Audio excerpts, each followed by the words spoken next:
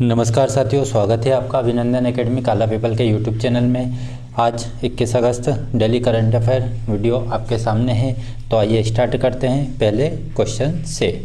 हाल ही में भारत और मलेशिया की वायुसेना के मध्य कौन सा द्विपक्षीय अभ्यास संपन्न हुआ है? तो भारत और मलेशिया की जो वायुसेना है उसके बीच में जो संपन्न हुआ है वो है उदार शक्ति। ठीक है, उधार नहीं है, उदार है। ठीक है, उदार हो गया है, उदार शक्ति होगा ये। इसमें आगे बात करते हैं हम। इस 4 दिवसीय, तो इस जो ये युद्ध अभ्यास हुआ ये कितने दिवस का था? तो 4 दिन ये चला है। ठीक है, तो इस 4 दिवसीय युद्ध अभ्यास का आयोजन मलेशिया एयरबेस कहाँ पर हुआ था? तो इसका जो आयोजन हुआ है वो मलेशिया में हुआ है, ना कि भारत में। ठीक है, तो मलेशिया के एयरबेस क्या है? क्वांटन में हुआ है। ठीक है, इसमें भारत की तरफ से, ठीक है, इसमें भारत की तरफ से ASU-30 MKI और C-17 विमानों ने हिस्सा लिया है। तो भारतीय वायुसेना ने ASU-30 MKI और C-17 विमानों के साथ इस युद्धाभ्यास में हिस्सा लिया था। और किन दो देशों के बीच में होता है? भारत और मलेशिया के बीच में इसका आयोजन किया गया था। अगला क्वेश्चन है, हाल ही में केंद्रीय मंत्रिमंडल ने सभी वित्त संस्थानों के लिए किस अल्पकालिक ऋण पर ब्याज अनुदान देने की मंजूरी दी है? ठीक है, तो कृषि ऋण पर ये अनुदान देने की मंजूरी दी गई है। ठीक है, तो केंद्रीय मंत्रिमंडल ने जो सभी वित्त संस्थान है जो वित्त का आवंटन करते हैं या जो किसी भी प्रकार का जो ऋण देते हैं उन वित्त संस्थानों के लिए अल्पकालिक ऋण पर ब्याज अनुदान देने की घोषणा की है। और वो किस प्रकार के ऋण पर? तो कृषि ऋण पर। जो भी वित्त संस्थान अल्प समय के लिए ऋण प्रदान करेगा उनको अनुदान की घोषणा की है। ठीक है, इसके तहत 3 लाख तक के अल्पकालिक ऋण पर, ठीक है, कितने? 3 लाख तक के अल्पकालिक ऋण पर 1.5% अनुदान की स्वीकृति केंद्र सरकार के द्वारा की गई है। यह वर्ष 2022-23 से वर्ष 2024-25 के लिए ऋण देने वाली सभी संस्थाओं को प्रदान किया जाएगा। जिससे क्या होगा कि जो किसान है, ठीक है, किसान को आसानी से ऋण प्राप्त हो सकेगा। ठीक है, और जो ये वित्त संस्थान है, जो प्राइवेट सेक्टर के भी वित्त संस्थान है जो ये ऋण प्रदान करते हैं, वो भी ज़्यादा से ज़्यादा मात्रा में किसानों को ऋण देने के लिए आगे आएंगे। अगला क्वेश्चन है आपका, 19 अगस्त 2022 को किस प्रसिद्ध हिंदी उपन्यासकार की 115वीं जयंती मनाई गई? तो ये प्रसिद्ध उपन्यासकार थे हजारी प्रसाद द्विवेदी जी। ठीक है, इनका जन्म 19 अगस्त 1907 को उत्तर प्रदेश के बलिया में हुआ था। तो किस राज्य से संबंधित है ये? उत्तर प्रदेश के बलिया से संबंधित है। इनकी जो प्रमुख रचनाएं वो कौन कौन सी है? तो बात करते हैं उन पर। बाण भट्ट की आत्मकथा, ठीक है, इसके बाद है अनाम दास का पोथा, अशोक के फूल, आलोक पर्व, इनकी बहुत ही महत्वपूर्ण रचनाएं हैं। आलोक पर्व हेतु 1973 में साहित्य अकादमी पुरस्कार इन्हें प्रदान किया गया है। तो 1973 में साहित्य अकादमी पुरस्कार किसे सम्मानित किया गया था? तो हजारी प्रसाद द्विवेदी को। किस भाषा के लिए? हिंदी भाषा के लिए। और किस रचना के लिए? तो आलोक पर्व रचना हेतु इन्हें प्रदान किया गया था। और 1957 में इन्हें पद्म भूषण से भी सम्मानित किया जा चुका है। अगला जो क्वेश्चन है वो है, हाल ही में कौन सा राज्य हर घर जल प्रमाणित देश का पहला केंद्र शासित प्रदेश बना है? ठीक है, अभी कुछ दिन पहले आपका गोवा भी बना था, वो राज्य बना था, लेकिन अभी क्वेश्चन है केंद्र शासित प्रदेश बना है। और जिले की बात करते हैं तो जिला बना था मध्य प्रदेश का बुरहानपुर। तो हाल ही में कौन सा राज्य, राज्य नहीं, केंद्र शासित प्रदेश आएगा। हाल ही में कौन सा राज्य यहाँ पर केंद्र शासित प्रदेश है? तो हर घर जल प्रमाणित देश का पहला केंद्र शासित प्रदेश बना है।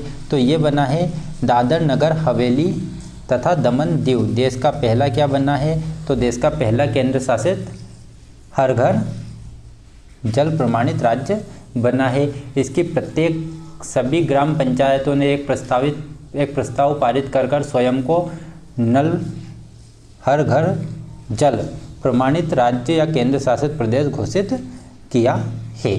ठीक है, गोवा देश का पहला हर घर जल प्रमाणित राज्य बना है और दादर नगर हवेली व दमन दीव क्या बने हैं? केंद्र शासित प्रदेश बने हैं। इस योजना की घोषणा 15 अगस्त 2019 को की गई थी तथा इसका लक्ष्य 2024 तक रखा गया है। तो प्रधानमंत्री जी के द्वारा इस योजना की घोषणा 15 अगस्त 2019 को की गई थी तथा इसका जो लक्ष्य रखा गया है वो रखा गया है 2024 तक इसे पूर्ण करने का लक्ष्य रखा गया है। मतलब यहाँ पर राज्य की बात हो रही है, लेकिन पूरा देश हर घर जल प्रमाणित देश बन जाएगा। देश के हर घर में क्या होगा, नल के माध्यम से जल पहुँचाया जाएगा। ठीक है, अगला क्वेश्चन है और इसमें हम बात करते हैं तो जो दादर नगर हवेली तथा दमन दीव है इसे 2020 में, ठीक है, आपस में विलय कर दिया गया है। तो ये दो अलग केंद्र शासित प्रदेश ना होकर अब एक ही केंद्र शासित प्रदेश है। पहले दादर नगर हवेली तथा दमन दीव दो अलग अलग केंद्र शासित प्रदेश होते थे, लेकिन जनवरी 2020 में इन दोनों को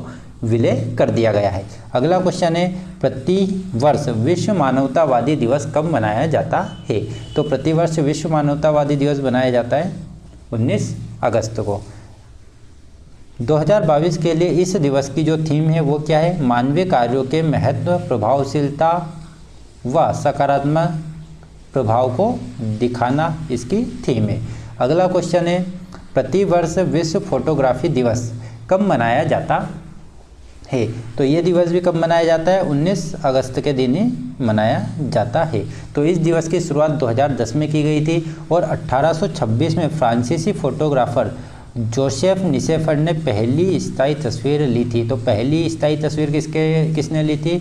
तो फ्रांसीसी फोटोग्राफर जोसेफ निसेफर ने ली थी। ठीक है, और ये प्रतिवर्ष फोटोग्राफी दिवस बनाया जाता है 19 अगस्त को। अगला क्वेश्चन है, हाल ही में सामाजिक न्याय व अधिकारिता और आवास एवं शहरी कार्य मंत्रालय ने, ठीक है, सामाजिक न्याय व अधिकारिता मंत्रालय और आवास एवं शहरी कार्य मंत्रालय ने संयुक्त पहल के रूप में किस योजना को लॉन्च किया है? तो इन दोनों मंत्रालय ने संयुक्त रूप से नमस्ते योजना को लॉन्च किया गया है, जो केंद्र सरकार की एक योजना है। ठीक है, इसे स्वच्छता कर्मचारियों हेतु लागू किया गया है। तो ये जो नमस्ते योजना है वो किसके लिए आई है? तो स्वच्छता जो कर्मचारी होते हैं उनके लिए इस योजना को लागू किया गया है। इस योजना के तहत वर्ष 2022-23 से 2025-26 के लिए 360 करोड़ रुपए की लागत आएगी। ठीक है, जिसमें क्या है, तो जो स्वच्छता के क्षेत्र में भारत में मृत्यु दर को क्या करना है? शून्य करना है। मृत्यु को क्या करना है? शून्य करना है। जैसे बोले जो सफाई कर्मचारी होते हैं वो किसी बीमारी से ग्रसित होकर मर जाते हैं, तो ऐसी जो मृत्यु होती है उसको क्या है? शून्य करने के उद्देश्य से भारत सरकार ने नमस्ते योजना प्रारंभ की है। और इसमें जो मंत्रालय वो कौन कौन से हैं? तो सामाजिक न्याय अधिकारिता मंत्रालय व आवास व शहरी कार्य मंत्रालय की संयुक्त पहल है। ठीक है, अगला जो क्वेश्चन है, 19 अगस्त को भारत के पूर्व राष्ट्रपति की 104वीं जयंती मनाई गई। ठीक है, तो किस पूर्व राष्ट्रपति की 104वीं जयंती मनाई गई है? जिस अवसर पर जो वर्तमान राष्ट्रपति है द्रौपदी मुर्मू जी, उन्होंने इन्हें श्रद्धांजलि अर्पित की है। तो ये थे हमारे कौन? डॉक्टर शंकर दयाल शर्मा जी, जिनकी 104वीं जयंती 19 अगस्त 2022 को मनाई गई है। तो जानते हैं इनके बारे में। इनका जन्म 19 अगस्त 1918 को हुआ था। ठीक है, कब हुआ था? 19 अगस्त 1918 को इनका जन्म भोपाल में होता है। ठीक है, वे 1952 से तो 56 तक भोपाल राज्य के सीएम थे। ठीक है, जब मध्य प्रदेश का गठन नहीं होता 1956 के पहले, तो मध्य प्रदेश ABC 3 पार्टों में बटा होता है, जिसमें भोपाल भी एक राज्य के रूप में होता है। तो भोपाल राज्य के जो सीएम थे वो कौन थे? आपके शंकर दयाल शर्मा जी।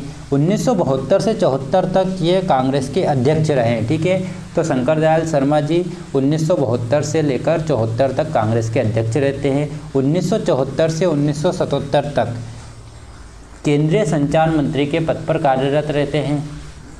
अगला है आंध्र प्रदेश, पंजाब और महाराष्ट्र। 1984 में वो आंध्र प्रदेश के, 1985 में पंजाब के तथा 1986 में वे महाराष्ट्र के राज्यपाल के रूप में कार्य भी करते हैं। ठीक है, अगला क्वेश्चन है 1987 से 1992 तक भारत के उपराष्ट्रपति तथा 1992 से 1997 तक भारत के 9वें राष्ट्रपति के रूप में वो कार्यरत रहते हैं। ठीक है, तो ये उनकी डिटेल थी, बहुत ही महत्वपूर्ण है, इसे आप अच्छे से याद कर लीजिए। और ये आज का हमारा लास्ट क्वेश्चन था। वीडियो को पूरा देखें, वीडियो को लाइक शेयर तथा चैनल को सब्सक्राइब करना ना भूलें।